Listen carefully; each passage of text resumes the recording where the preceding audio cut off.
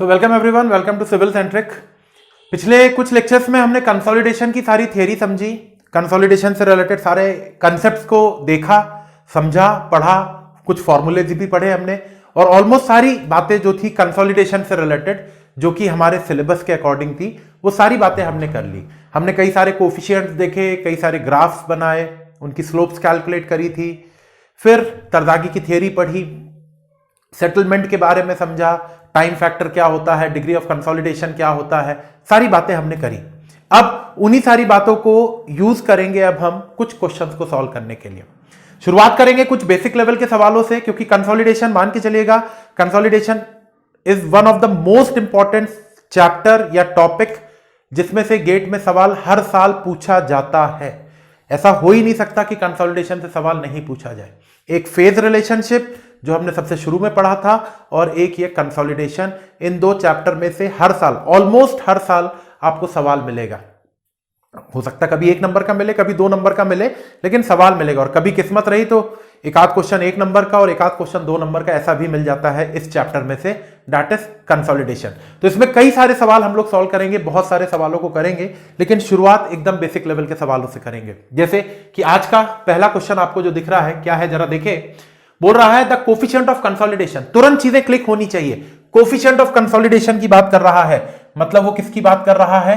CV के बारे में बात कर रहा है। अब जैसे ही हमको ये लिखा मिला कि सीवी के बारे में, सारी चीजें, सारा दिमाग की प्रोग्रामिंग चालू हो जानी चाहिए और हमारे पास सारी चीजें दिमाग में आ जानी चाहिए कि भैया सीवी के बारे में हमने क्या क्या बातें पढ़ी हैं।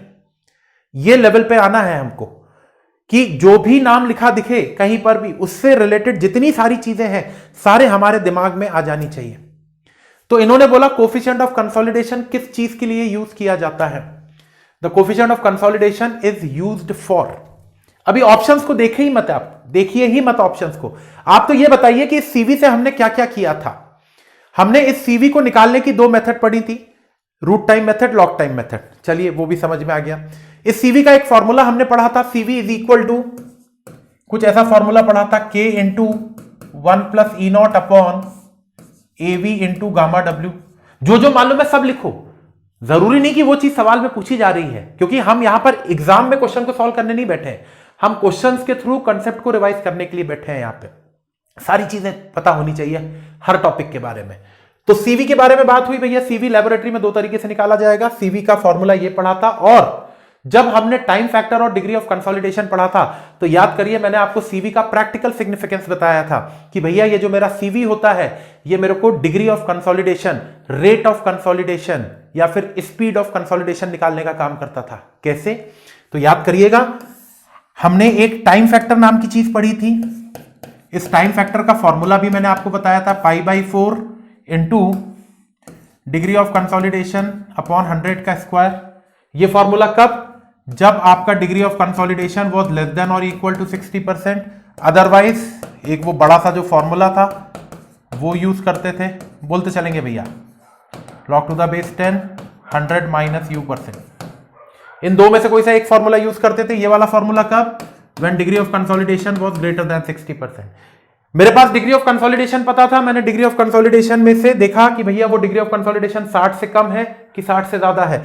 उसके हिसाब से मैंने डिग्री ऑफ कंसोलिडेशन की वैल्यू पुटअप करके टाइम फैक्टर की वैल्यू निकाल ली, टीवी की। फिर क्या करते थे? फिर इस टीवी की वैल्यू को उठा के मैं रखता था इस फॉर्मूले में, है ना। टीवी मुझे ऊपर के 2 फॉर्मूले में से किसी एक फॉर्मूले से पता चल जाएगा। सीवी मेरे पास है root time method, log time method से। The length of the drainage path मेरे पास है 2 वे ड्रेनेज या सिंगल ड्रेनेज। तो यहां से मैं क्या निकाल पाऊंगा? टाइम निकाल पाऊंगा कि U% कंसोलिडेशन होने के लिए कितना टाइम लग रहा है। मतलब क्या बता रहा है आपको? ये कंसोलिडेशन की स्पीड बता रहा है। कौन से कंसोलिडेशन की स्पीड बता रहा है? प्राइमरी कंसोलिडेशन, क्योंकि सेकेंडरी तो हमको पढ़ना ही नहीं है, सेकेंडरी की तो बात ही नहीं होनी है। तो ये टाइम बता रहा है कि भैया कितने टाइम में U% का कंसोलिडेशन हुआ था, मतलब स्पीड ऑफ कंसोलिडेशन ही तो बता रहा है। तो क्या आपको नहीं लगता answer will B A option, establishing the duration of primary consolidation, कि भैया मेरा प्राइमरी कंसोलिडेशन कितने समय में हो रहा था। बस खत्म हो गया। अगर हमको ये सारी बातें पता है तो इस टाइप के सवाल तो चुटकियों में सॉल्व होंगे। क्लियर? चलिए अगला देखते हैं। क्या बोल रहा भैया, a 4 metre thick layer of normally consolidated clay. कैसी क्ले है भैया, नॉर्मली कंसोलिडेटेड एनसी सॉइल है, has a average e of 1.3। इसका भैया वॉइड रेशो दे रखा है 1.3 के बराबर। It's compression index is 0.6। याद करिए कंप्रेशन इंडेक्स सीसी कितना दे रखा है 0.6 and coefficient of consolidation cv 1 metre square per year. If the increase in vertical pressure due to foundation load, मेरी सॉइल के ऊपर में कोई प्रेशर लग रहा था और उसमें इंक्रीज कितना आया पढ़िए, if the increase in vertical pressure due to foundation load on the clay is equal to existing overburden pressure. ध्यान से पढ़ें, इस लाइन को 2 बार पढ़ें। क्या बोल रहा है, the increase in vertical pressure due to foundation load. भैया फाउंडेशन के लोड के कारण जो वर्टिकल प्रेशर मेरी सॉइल के ऊपर में बढ़ रहा है that is equal to the existing pressure. तो चलिए एग्जिस्टिंग प्रेशर को मैं कह रहा हूं सिग्मा नॉट डैश या सिग्मा 1 डैश कह दो, कोई दिक्कत नहीं है। ये मेरा एग्जिस्टिंग प्रेशर है, this is the existing pressure. और सिग्मा 1 डैश मैंने बोला ये मेरा फाइनल प्रेशर है। प्रेशर बोल दीजिए, स्ट्रेस बोल दीजिए, एक ही बात है सॉइल में। Sigma not dash existing pressure है, सिग्मा 1 डैश फाइनल प्रेशर है। आप सिग्मा 1 डैश सिग्मा 2 डैश भी बोल दो, कुछ गलत नहीं है, जो मना है वो बोलो ना आप तो, ठीक है। तो क्या मैं एक बात बताइएगा, क्या मैं ये फाइनल प्रेशर को कुछ ऐसा लिख सकता हूं, sigma not dash plus delta sigma not dash? भैया ये एग्जिस्टिंग प्रेशर में कुछ बढ़ा होगा तभी तो ये फाइनल प्रेशर आया, प्रैक्टिकल बात। ये एग्जिस्टिंग प्रेशर था मेरा, इस एग्जिस्टिंग प्रेशर पे कुछ वैल्यू बढ़ी होगी तो एग्जिस्टिंग प्रेशर में वो वैल्यू ऐड कर दूंगा तो फाइनल प्रेशर आ जाएगा। अब जरा इस लाइन को पढ़िए, if the increase in vertical pressure due to foundation load on the clay is equal to the existing pressure, तो मतलब क्या बोल रहा है वो, डेल्टा सिग्मा नॉट डैश भी सिग्मा नॉट डैश के बराबर है। तो सिग्मा 1 डैश आ गया भैया मेरे पास, 2 सिग्मा नॉट डैश बोलेंगे, सिग्मा 1 डैश आ गया 2 सिग्मा नॉट डैश के बराबर। क्लियर? चलो क्या पूछ रहा है आप देखो जरा, the change in the thickness of the clay layer. Clay layer की थिकनेस में कितना चेंज हुआ? अभी मेरी क्ले लेयर सपोज करिए H1 मीटर हाइट की थी। ये सब जब कहानियां हुई उस सॉइल के साथ तो वो सॉइल H2 हाइट की बन गई, कम होते होते उसकी हाइट H2 हो गई।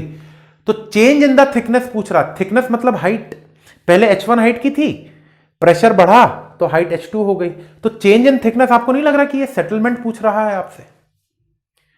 चेंज इन द थिकनेस का मतलब क्या आपको नहीं लग रहा कि चेंज इन थिकनेस मतलब सेटलमेंट है? बोलेंगे भैया? भैया 5 मीटर ऊंचाई की मिट्टी थी, अब वो 3 मीटर की बच गई, तो 2 मीटर का क्या हुआ उसके अंदर में, सेटलमेंट ही तो हुआ। तो सेटलमेंट ही तो पूछ रहा है वो आपसे। इतनी सारी चीजें दे रखी हैं, सेटलमेंट कैसे निकालें देखते हैं जरा अगली स्क्रीन पे। मैंने सेटलमेंट के कई सारे फॉर्मूले पढ़े थे। कौन सा settlement? Settlement due to primary consolidation. जो इमीडिएट सेटलमेंट होता है उसकी बात नहीं हो रही है यहां पे। अगर वो सेटलमेंट शब्द से बोल रहा है that means it is due to consolidation. कौन सा कंसोलिडेशन? Primary consolidation. तो याद करिएगा भैया, settlement due to primary consolidation किससे लिखा था हमने? ऐसा लिख दूं, एस बोले तो सेटलमेंट, पीसी बोले तो primary consolidation, delta E into H naught upon 1 plus e not. ऐसा करके कुछ फॉर्मूला पढ़ा करते थे, डिराइव भी किया था, है ना। क्या क्या बोल रहा है? 4 मीटर थिक क्ले लेयर, मतलब उसकी इनिशियल थिकनेस भी आपको दे रखी है 4 मीटर, पहली लाइन। अब 4 मीटर थिक क्ले लेयर, तो मेरे पास एच नॉट की वैल्यू है लेकिन डेल्टा ई नहीं है। इस फॉर्मूले को मैंने दूसरे तरीके से भी लिखा था, याद करिएगा जरा। मैंने सीसी पढ़ा हुआ था, क्या था भैया, delta e upon log to the base 10 of sigma 1 dash upon sigma not dash. लिखने के तरीके हैं सिग्मा, इसको आप, मैंने हो सकता है ऐसा लिखवाया हो, उससे कंफ्यूज मत होइएगा प्लीज जरा भी। ऐसा लिख देंगे तो कहीं कुछ फर्क पड़ रहा है क्या? एक ही तो बात है ना भाई, मैं इनिशियल और फाइनल को कुछ भी नाम दे दूं ना, आप रमेश और सुरेश लिख देना, क्या दिक्कत है ना? तो इसलिए कंफ्यूज मत होइएगा। चलिए, ये फॉर्मूला है मेरे पास।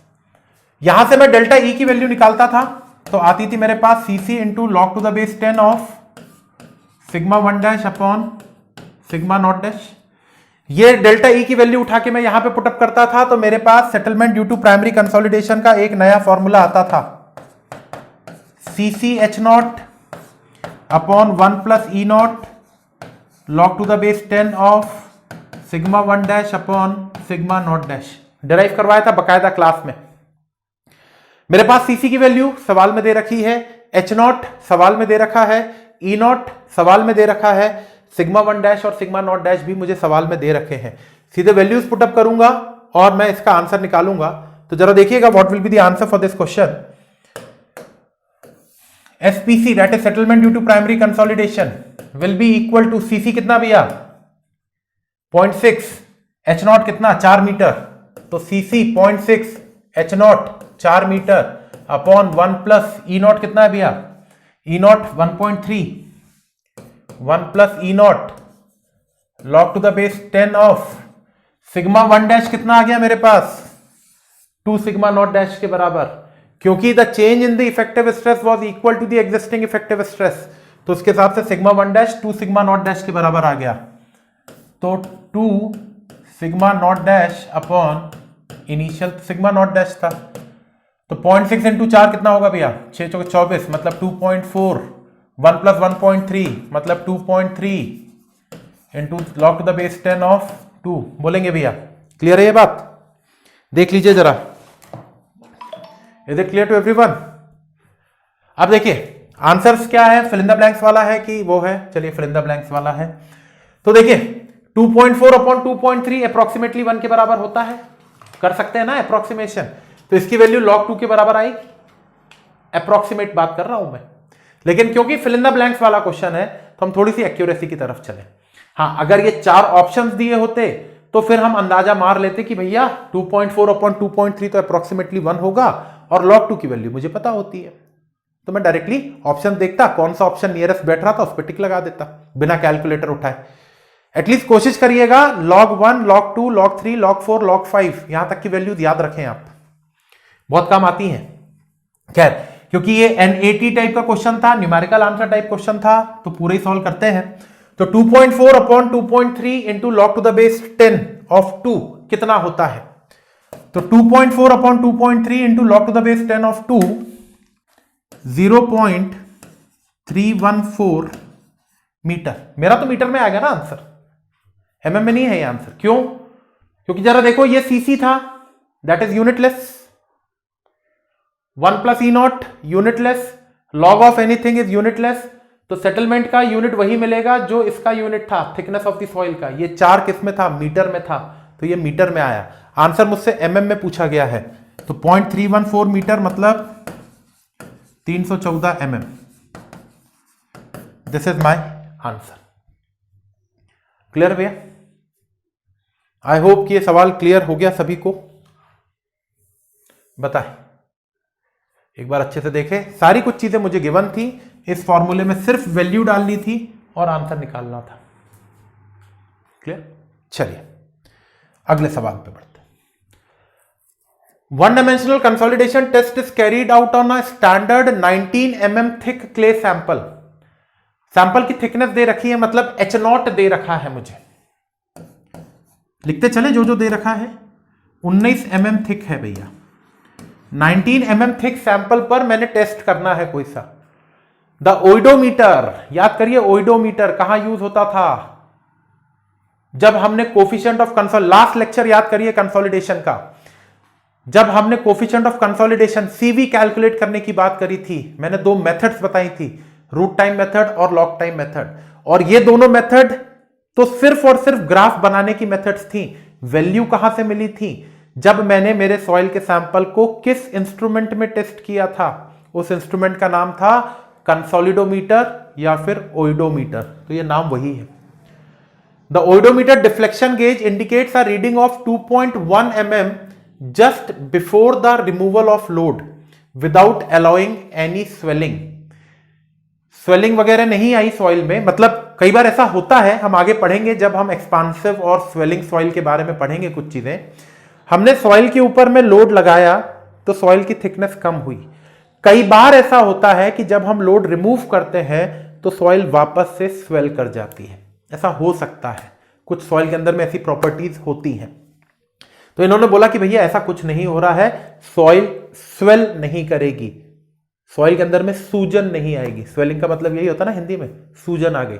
सूजन आ गई मतलब वापस से वो अपनी पुरानी थिकनेस की तरफ में बढ़ने लगी है। तो the oedometer deflection gauge indicates a reading of 2.1 mm just before the removal of load without allowing any swelling.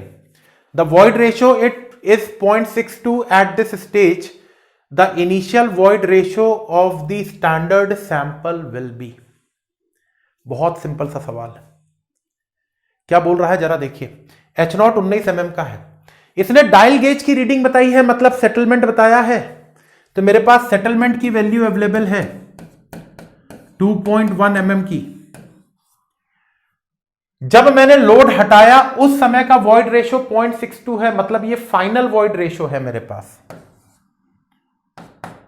0.62। This is the final void ratio. मुझसे पूछ रहा है द इनिशियल वॉइड रेशियो कितना होगा भैया, what will be the initial void ratio. कहीं ना कहीं सेटलमेंट का ही तो फॉर्मूला लगाना होगा। क्या होता है सेटलमेंट का फॉर्मूला भैया? Settlement due to primary consolidation is delta E H0 upon 1 plus E0। यही ना पढ़े हैं सेटलमेंट का फॉर्मूला। मेरे पास H0 है, settlement due to primary consolidation है, डेल्टा E में से फाइनल वॉइड रेशियो है, इनिशियल वॉइड रेशियो नहीं है। तो क्या मैं जरा देखिएगा, सेटलमेंट को 2.1 is equal to delta e को ऐसा लिख सकता हूं, initial minus final into H0 कितना है भैया 19 डिवाइडेड बाय 1 प्लस E0। बोलते चलेंगे,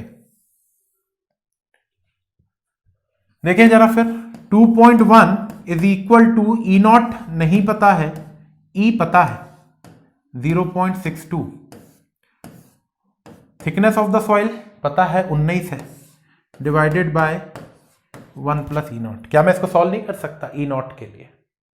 आई can easily solve this equation. ये बन जाएगी 2.1 plus 2.1 E0 is equal to 19 E0 minus 19 into 0.62 11.78। बोलते चलेंगे भैया, कुछ चीजों को इधर उधर ले जाते हैं। ई वाले सब एक साइड कर लीजिए, बाकी सबको एक साइड कर दीजिए। तो ये देखिए क्या बनेगा 2.1 plus 11.78 is equal to 19 plus 2.1 into E0। तो 11.78 plus 2.1 is equal to 19 plus 2.1 into E0. So from here the value of E0 will be equal to 0.657. This is my answer. Simple सा question, कुछ भी नहीं करना था, सीधे value put up करके answer निकालना था। ये एकदम बेसिक लेवल के सवाल है। जितने ज्यादा सवालों की प्रैक्टिस करेंगे उतना ज्यादा कॉन्फिडेंस डेवलप होगा। तो this was question number 110 overall. अगला सवाल क्या बोल रहा है भाई? The following data are given for a laboratory sample. किसी सैंपल के लिए कुछ डेटा दे रखे हैं इन्होंने। क्या दे रखा है भैया? Sigma not dash 175, E not 1.1, sigma not dash plus delta sigma not dash. क्या आप बोल सकता हूं ये मेरे पास फाइनल प्रेशर है। सिग्मा 1 डैश का मतलब है ये भाई sigma not dash plus delta sigma not dash, मतलब फाइनल स्ट्रेस है ना ये 300 के बराबर। और फाइनल वॉइड रेशियो है 0.9 के बराबर। क्या क्या दे रखा भैया जरा लिख लेते हैं। Sigma not dash 175, sigma 1 dash 300, e not 1.1 और ई 0.9। क्या पूछ रहा है?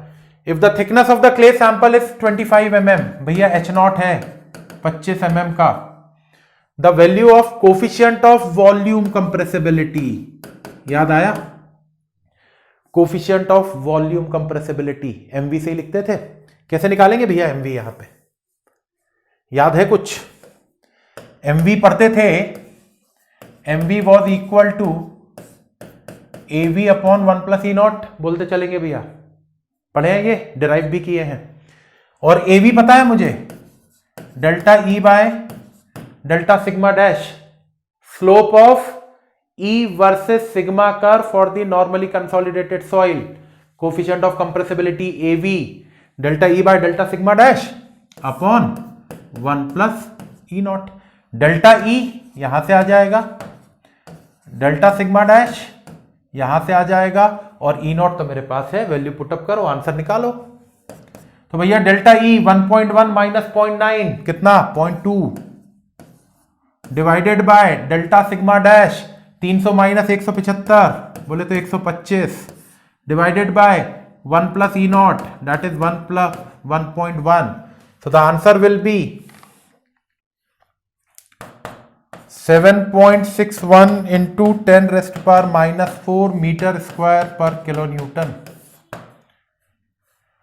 आंसर विल बी 7.61, क्योंकि इंटू 10 रेस्ट पावर माइनस 4 तो उन्होंने ही लिख रखा है। बस सीधा सिंपल सा भाई फॉर्मूला था, वैल्यू पुटअप करनी थी, आंसर निकालना था। आई होप कि समझ में आ गया ये सवाल। ठीक है, चले देख लीजिए, कहीं पर कुछ लगे डाउट तो आप चीजों को एनालाइज कर पाएंगे अब मेरे ख्याल से। Clear to everyone? चलिए, A 6 meter thick clay layer undergoes 90% consolidation 4 times faster under two-way drainage as compared to one-way drainage। देखिए एक जनरल सी बात आपसे शेयर करता हूं। दो सैंपल है मेरे पास सेम सॉइल के, सब कुछ सेम है उनका, उनकी थिकनेस, उनकी प्रॉपर्टीज सब कुछ सेम है। जनरल बात पूछ रहा हूं आपसे, जरा मन में इसका जवाब देने की कोशिश करिएगा। दो सॉइल सैंपल हैं, इस सॉइल की थिकनेस है, थिकनेस भी सेम है भैया, सब कुछ सेम है, बस सैंपल दो बना लिए हैं मैंने।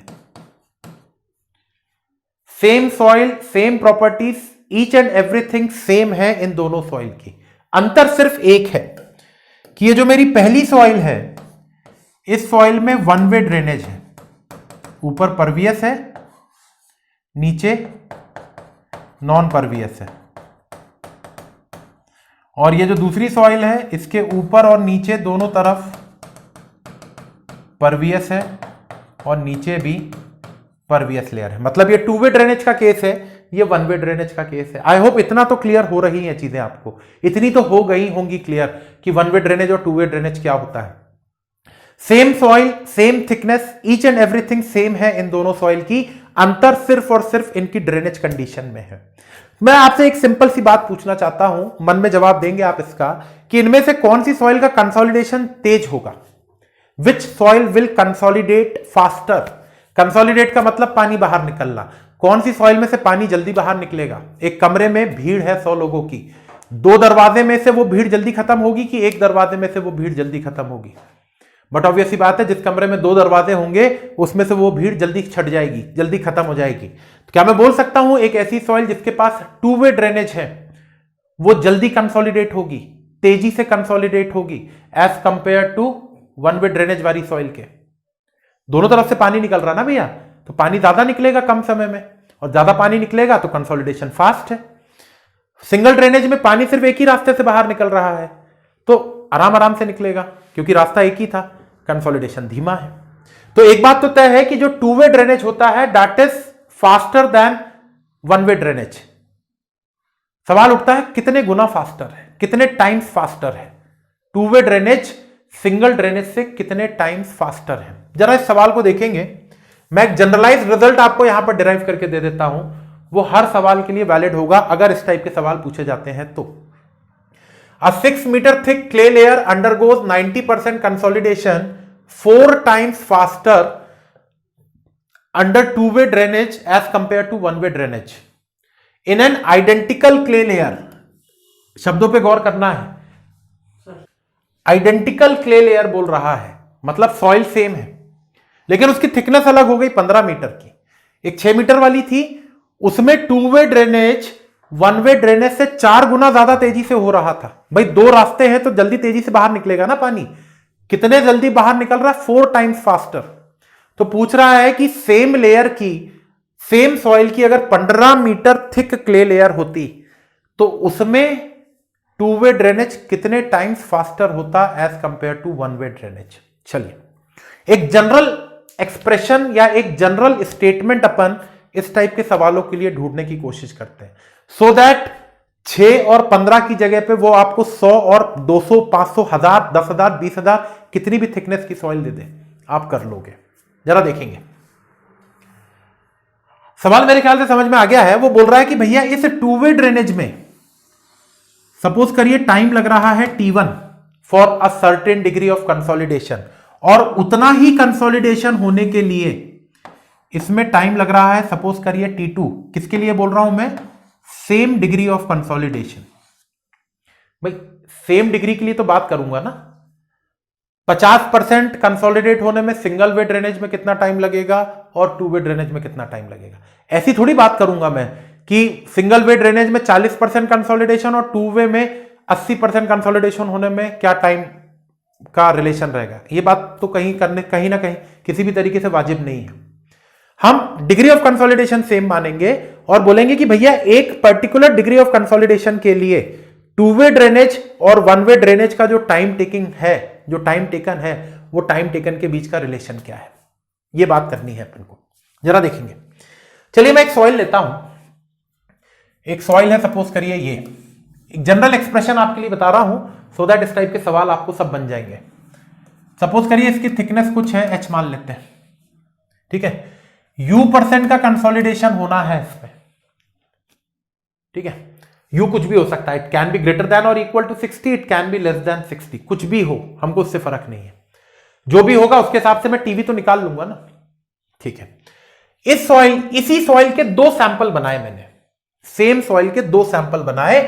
शर्त यह रखी कि इन दोनों सैंपल की थिकनेस भी सेम है, इन दोनों सैंपल की थिकनेस भी सेम है।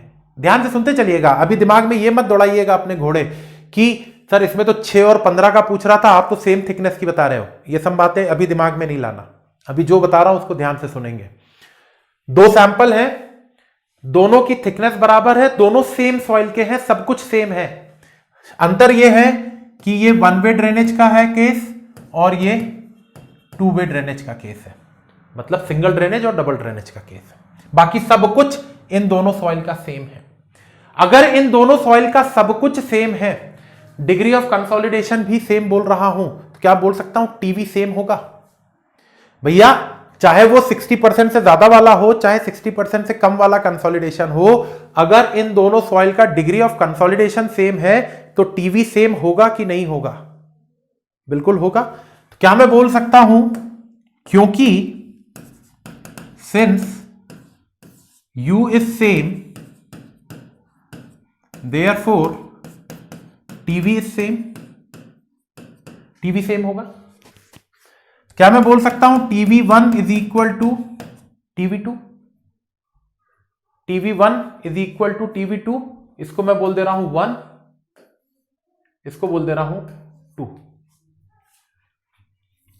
मतलब इस वाले सैंपल को 1, इस वाले सैंपल को 2। क्या मैं लिख सकता हूं CV1 T1 by D1 square is equal to CV2 T2 by D2 square. TV का फॉर्मूला ऐसा पढ़ा करते थे हम लोग। क्या मैं इस फॉर्मूले से CV कैंसिल कर दूं? CV किस पे डिपेंड करता था? सॉइल पे। For a given soil CV की वैल्यू कांस्टेंट होती थी, मैंने बकायदा बताया था, क्योंकि जैसे जैसे कंसोलिडेशन बढ़ता जाएगा सॉइल का वॉइड रेशियो, परमेबिलिटी और कंप्रेसिबिलिटी तीनों रिड्यूस होती थी, तो सॉइल का CV हमेशा सेम बना रहेगा। अगर सॉइल सेम है, अगर सॉइल चेंज नहीं हो रही है, मतलब फॉर एग्जांपल अगर ब्लैक कॉटन सॉइल है तो वो ब्लैक कॉटन सॉइल चाहे 2 सेंटीमीटर थिक हो, चाहे 2 मीटर थिक हो, चाहे 2 किलोमीटर थिक हो, उसका सीवी सेम रहेगा, because the soil is black cotton soil. याद रखिएगा ये। तो ये दोनों सैंपल तो एक ही सॉइल के थे, सीवी सेम है, सीवी हटा दिया, तो मेरे पास आया T1 by D1 square is equal to T2 by D2 square. बताइए जरा D1 की वैल्यू क्या होगी? वन वे ड्रेनेज के लिए length of the drainage path क्या बोल सकता हूं? That will be equal to H, याद करिएगा। और टू वे ड्रेनेज के लिए length of the drainage path will be equal to H by 2। Put up कर दीजिए, यहां पे पुटअप करें भैया वैल्यू। तो T1 by H square is equal to T2 by H by 2 का स्क्वायर, ये हो जाएगा। H स्क्वायर से H स्क्वायर कैंसल, तो T1 is equal to 4T2। T1 4T2 के बराबर आ रहा है। मतलब सिंगल वे ड्रेनेज में 4 गुना ज्यादा टाइम लगेगा। कि भैया अगर मान लीजिए इसमें 5 घंटा लग रहा है फॉर एग्जांपल, तो इसमें कितना लगेगा? 20 घंटा। या उल्टा बोल सकते हो, T1 bye 4 is equal to T2। तो two way drainage single way drainage से 1 बाय 4 टाइम में हो रहा है, मतलब 4 गुना ज्यादा तेज है। कम टाइम लग रहा है ना, तो 4 गुना ज्यादा तेज है। क्या 5 मीटर की सॉइल होती तो अलग आता रिलेशन, 15 मीटर की सॉइल होती तो अलग आता क्या रिलेशन? नहीं आता ना। कितने भी थिकनेस की सॉइल हो, the two way drainage will always be faster than one way drainage by 4 times. हमेशा कोई सी भी थिकनेस ले लो ना, यहां मैंने कोई थिकनेस ली क्या? मैंने तो H ली। अब इस H की जगह पे चाहे 6 रखो, चाहे 15 रखो, चाहे 150 रखो, चाहे 2000 रखो, चाहे 2 लाख रखो, आंसर तो T1 बराबर 4T2 ही आएगा ना। तो हमेशा के लिए याद कर लीजिए कि to way drainage one way drainage से 4 गुना ज्यादा फास्ट होता है, तो आंसर तो 4 टाइम्स ही रहेगा। इतना देर तक मैंने समझाया, लेकिन आपको तो सिर्फ याद रख लेना है, ये समझ लेना, और फिर इस टाइप का सवाल कभी आए तो आंख मूंद के 4 पे आंसर लगा देना। क्लियर? चलिए अगले सवाल पे बढ़ते हैं। आई होप कि ये क्लियर हो गया भैया। चलिए, the slope of E log P curve. अब ये क्वेश्चन वगैरह देते समय पे सिग्मा की जगह पे P लिख देते हैं, कंफ्यूज मत होइएगा, है ना। चाहे P लिखा मिले चाहे सिग्मा लिखा मिले, सब एक ही है। तो E log P मतलब E versus log of sigma जो हमने पढ़ा था वही है। The slope of E log P curve for a soil mass gives coefficient of permeability, coefficient of consolidation, compression index, या कोफिशिएंट ऑफ वॉल्यूम कंप्रेसिबिलिटी। याद करिएगा भैया, यहां पे लिखते थे log ऑफ सिग्मा डैश और यहां पे लिखते थे E। नॉर्मली कंसोलिडेटेड सॉइल के लिए मेरे पास ये स्ट्रेट लाइन बनता था, और इस स्ट्रेट लाइन की स्लोप क्या बोलता था मैं? Delta E upon log to the base 10 of sigma 1 dash upon sigma not dash, और इसी को क्या बोलता था मैं? CC, that is compression index of the soil. Clear? तो याद होना चाहिए। अब क्योंकि यहां पर सॉइल का नाम नहीं लिखा हुआ है कि ये NC सॉइल है कि OC सॉइल है, जब तक कुछ नहीं लिख के दे रहा है नॉर्मली कंसोलिडेटेड ही मानेंगे, ठीक है ना। तो for a normally consolidated soil the slope of E versus log of sigma dash curve gives you compression index of the soil. चलिए, Terzaghi one dimensional consolidation theory assumes that. Terzaghi की one dimensional consolidation theory क्या assume करती भैया? E और P का relation linear है, E और log P का रिलेशन लीनियर है, P और log E का रिलेशन लीनियर है, E log of P by P not का रिलेशन लीनियर है। अब भी पिछला सवाल, किसका रिलेशन लीनियर है? E और log P का। E versus log P is linear, यही तो लीनियर होगा। इसके अलावा तो कोई E वर्सेस P तो कभी लीनियर हो ही नहीं सकता, चाहे वो NC सॉइल हो चाहे OC सॉइल हो। NC सॉइल के लिए कैसा बना था भैया? ये बना था E versus sigma for the NC soil. OC soil के लिए क्या बना था? This is for the OC soil, तो ये तो लीनियर नहीं हो सकता, तो ये तो खत्म हो गया। P वर्सेस लॉग ई नाम जैसी कोई भी चीज हमने कभी पढ़ी नहीं, ये हो नहीं सकता। E versus log of P by P not ऐसा भी कुछ नहीं पढ़ा हमने, ये हो नहीं सकता। तो एक ही बचता है, E versus log P is linear. Consolidation in soil किसका फंक्शन है भैया? इफेक्टिव स्ट्रेस का, does not depend on the present stress, is a function of pore water pressure, is a function of total stress. किसका function है consolidation? कईयों के दिमाग में आया होगा सर पोर वाटर प्रेशर का फंक्शन है, पानी बाहर निकलता है, पोर वाटर प्रेशर कम होता है तो उसी का ही फंक्शन होगा। अरे मेरे भाई अल्टीमेटली वो प्रेशर किस पे जा रहा है? सॉलिड्स पे जा रहा है। और ग्राफ आपने कभी पूरे कंसोलिडेशन में कभी पोर वाटर प्रेशर का ग्राफ बनाया क्या वॉइड रेशियो के रिस्पेक्ट में? आपने जो भी ग्राफ बनाए हैं वो E वर्सेस इफेक्टिव स्ट्रेस के बनाए हैं या E versus log of effective stress के बनाए हैं? तो आप किसके बेस पे चीजों को देख रहे हो? इफेक्टिव स्ट्रेस के बेस पे।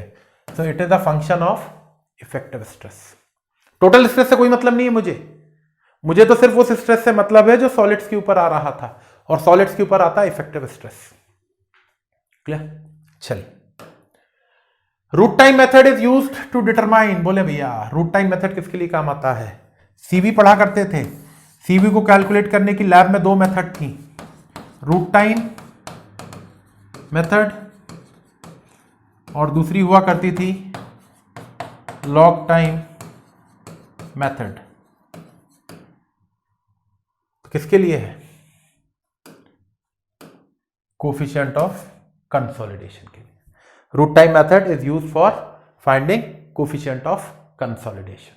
आई होप विद इट क्लियर। चलिए, E versus log P curve shown in the figure represents. हाँ ये है सवाल, E versus log P curve पूछ रहा है भैया, और कर्व में कर्वेचर है। दो टाइप की सॉइल पढ़ा करते थे। NC सॉइल के लिए आपको याद होगा E versus log of sigma dash curve तो स्ट्रेट लाइन होता था। OC सॉइल के लिए E versus log of sigma dash curve जरा पुराने लेक्चर उठा के देखेंगे तो हल्का सा कर्वेचर आता था, बताया था मैंने, बकायदा सारे ग्राफ बना के बताए थे। तो किसका ग्राफ है ये? E versus log P for the over consolidated soil. Clear? हाँ, अगर ये स्ट्रेट दिया होता तो it was for the normally consolidated soil. Curve में दिया है तो ओवर कंसोलिडेटेड सॉइल का ग्राफ है। क्लियर भैया? The initial and final void ratio of a sample in a consolidation test are 1 and 0.5। ठीक है भैया, E नॉट 1 है और E की वैल्यू 0.5 है।